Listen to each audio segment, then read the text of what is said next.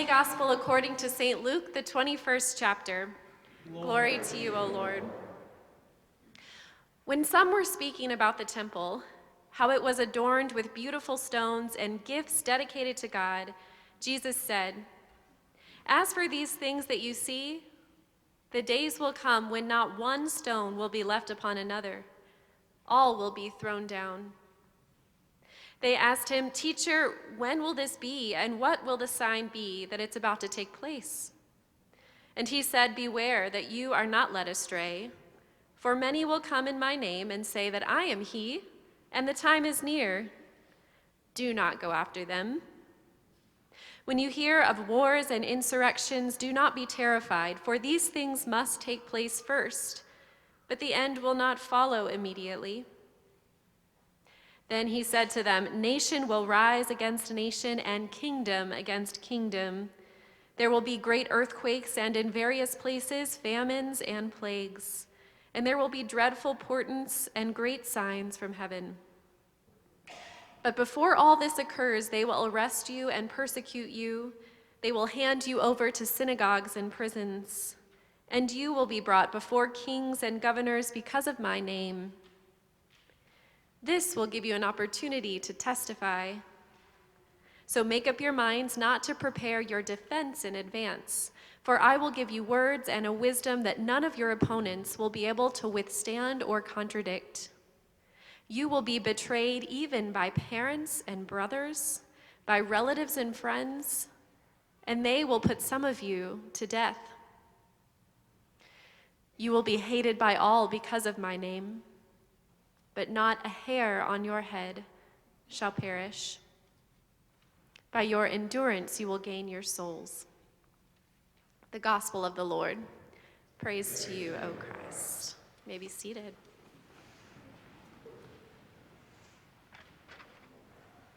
Thank you again for having me this morning. I might have said this last time I was here, but if you're ever at the Children's Hospital, Cook Children's, feel free to call me, although I hope you don't have a reason to be there anytime soon. But that said, my preaching does follow what I describe as a pastoral theology, which means a lot of times I think pretty deeply about how theology plays out in the midst of human suffering, and how theology kind of plays out on the ground. And this text is a very interesting one for that kind of lens, I guess you could say. Anyhow, so thanks for hearing me today. I want to start with this concept of endurance. By your endurance, you will gain your souls. If this is a significant part of what it means to be Christian, I'm feeling pretty intimidated right now. I don't know about you. Endurance of hate, betrayal, and persecution. Endurance of earthquakes, famines, and plagues. That's what we hear in the reading today. Not exactly what you want to put on your church brochure or advertising campaign. I suppose there are churches that put that kind of stuff in their brochures. Interestingly, though, the point always seems to be, get with us so you can avoid these scary, scary end-time things.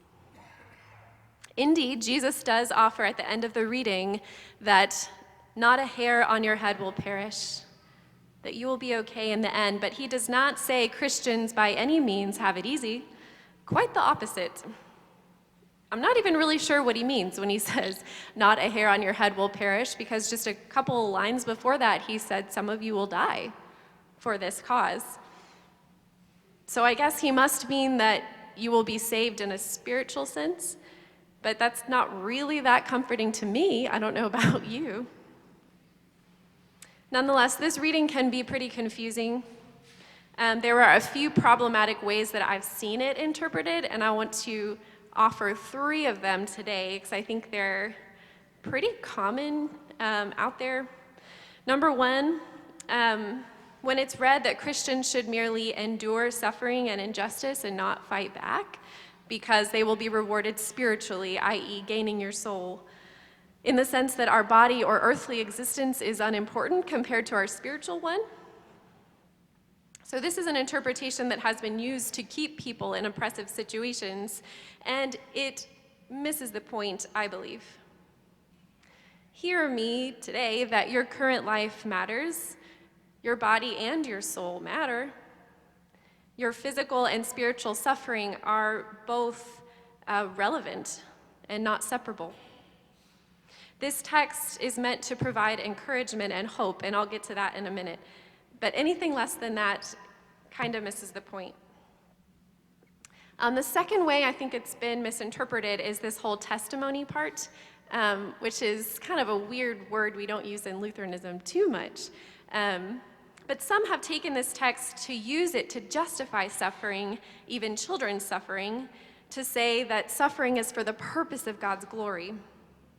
Or in other words, that the more they suffer, the greater testimony they will have in the end. Maybe you've heard something like that before. And somehow that makes it all okay, that you'll have this testimony. I think this too is a harmful twisting of the text.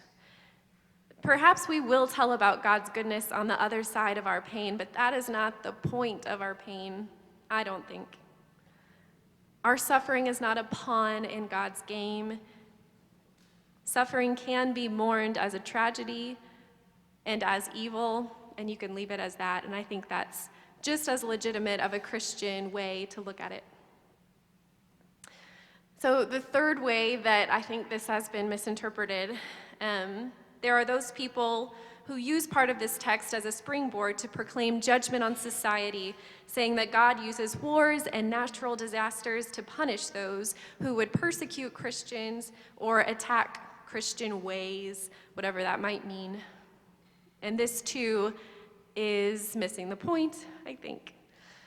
It is an interpretation that props up our own egos, though, and plays right to the heart of our human self-centeredness, I think.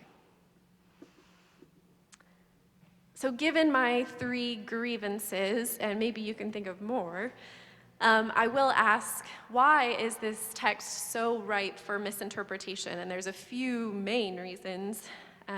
We might take a moment to talk about apocalyptic stuff in general, because that's always fun. For one, it is.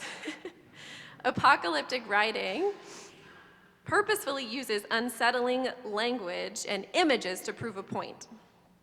Listeners in Jesus' time, I think, would have recognized this genre, and they would have heard it a little bit differently than we would today. And it's hard when we don't have those instincts to hear it the way that they did. For instance, if you hear a story that starts with "once upon a time," you might hear that in a different way. What I think we can say is that Jesus is not predicting certain events when he talks about these calamities, but rather listing bad things as if to say, bad stuff is going to happen. It has been, it is, it's going to keep happening. We've got to try not to read more into it than what was intended. Apocalyptic writing stems from a worldview that believes everything that's happening on earth kind of correlates with a larger heavenly struggle between good and evil. And it's trying to make sense of our current events by casting them in this larger kind of cosmic framework. But it is this dualism between heavenly and earthly things, as well as the fact that there's a lot of symbolism in apocalyptic literature that does make it ripe for reading all kinds of things into the text, like end-of-the-world predictions and explanations for human suffering that are not helpful, which is what I just noted. There is good news in here, though. I have to remind myself. All of the drama in the end is, I think, for the purpose of giving comfort and hope to those who are currently suffering. It's not to scare anybody or predict end times. It's not as compelling or flashy of a thing to say. The sky is falling is more compelling, but it's the truth. Nonetheless, humans seem to love a good cosmic battle, and we do like to fancy ourselves the obvious winners. But this reading is not about winning, either on earth or in a spiritual or cosmic way. It is about comforting God's people in times of trouble and persecution, assurance of God's faithfulness in difficult times, when God in no way feels present. It turns out the destruction of the temple had already occurred when Luke was written, so Luke's writings here were perhaps partly to comfort those people around him who were having a hard time seeing or believing that God was there when the one thing that seemed unbreakable, that temple, broke. Maybe you've been there, that kind of feeling. But Jesus is setting us to be capable of enduring anything. It's a noble, yet perhaps impossible and even unfair request to endure despite the horrible things that he mentions. But that is his hope for us. And interestingly, not just his hope for us, but maybe his hope for himself. He would soon face persecution and, as we know, death. So he speaks from a place of solidarity, which is really the only place from which someone should attempt to make meaning of someone else's suffering. When he talks about gaining your soul, in the end, perhaps he's not discounting the worth of the body, but simply saying, it will all be okay. Truly do not fear. The word soul in this instance can also be interpreted as life as a whole in general. We are not ones to offer testimony, like I said, in the Lutheran Church, but I do offer you this testimony.